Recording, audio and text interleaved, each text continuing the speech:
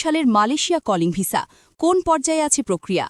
বর্তমানে মালয়েশিয়া শ্রমবাজার নীতিমালা পুনর্গঠন ও ডিজিটাল নিয়ন্ত্রণ ব্যবস্থার উপর জোর দিচ্ছে।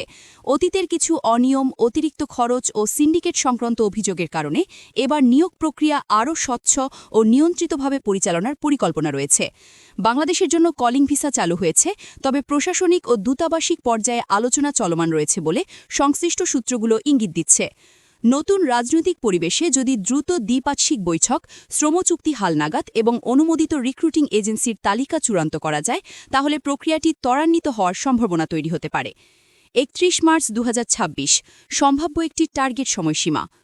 বিশেষজ্ঞদের মতে যদি ২০২৬ সালের প্রথম প্রান্তিকেই প্রশাসনিক সমন্বয় সম্পন্ন হয়, তাহলে মার্চের ৩১ তারিখের মধ্যে অন্তত মেডিকেল কার্যক্রম শুরু হওয়ার মতো পরিস্থিতি তৈরি হতে পারে। তবে এটি পুরোপুরি নির্ভর করছে কয়েকটি ধাপের ওপর: সেক্টরভিত্তিক কোটা অনুমোদন, অনুমোদিত এজেন্সির তালিকা প্রকাশ, কলিং ভিসা অনুমোদন প্রক্রিয়া, ডিজিটাল রেজিস্ট্রেশন ও ট্র্যাকিং সিস্টেম চালু। এই ৪টি ধাপ সম্পূর্ণ না হলে মেডিকেল শুরু হওয়া বাস্তবসম্মত নয়। মেডিকেল কবে শুরু হতে পারে? সাধারণত কলিং ভিসা অনুমোদনের পরপরই ধাপে ধাপে মেডিকেল কার্যক্রম শুরু হয়। যদি ফেব্রুয়ারি বা মার্চের মধ্যে আনুষ্ঠানিক অনুমোদন আসে, তাহলে মার্চের শেষ সপ্তাহ বা তার পরবর্তী সময়ে মেডিকেল শুরু হওয়ার সম্ভাবনা তৈরি হতে পারে।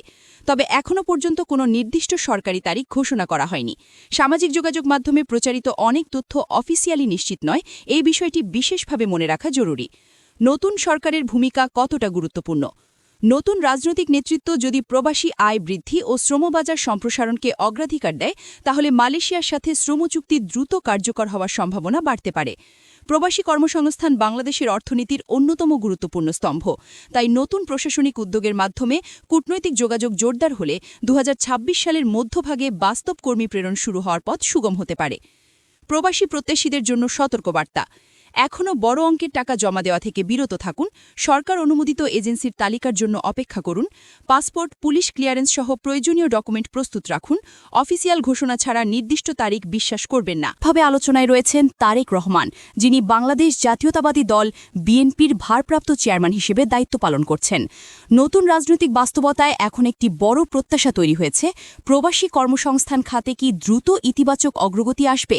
বিশেষ করে বাংলাদেশ থেকে মালয়েশিয়ায় কর্মী প্রেরণ প্রক্রিয়া কি ২০২৬ সালের মধ্যেই দৃশ্যমানভাবে শুরু হতে পারে? বাংলাদেশের নতুন রাজনৈতিক অধ্যায় শুরু হওয়ার পর মালয়েশিয়া কলিং ভিসা নিয়ে আশাবাদ তৈরি হয়েছে। তবে বাস্তবতা হল প্রক্রিয়া এখনও প্রস্তুতি ও নীতিমালা চূড়ান্ত করার পর্যায়ে রয়েছে। যদি প্রশাসনিক সমন্বয় দ্রুত সম্পন্ন হয়, তাহলে ২০২৬ সালের ৩১ মার্চের মধ্যে অন্তত মেডিকেল শুরু হওয়ার মতো অগ্রগতি দেখা যেতে পারে, এমন সম্ভাবনা বিশ্লেষণে উঠে আসছে। চূড়ান্ত সিদ্ধান্ত নির্ভর করছে দুই দেশের আনুষ্ঠানিক ঘোষণার ওপর।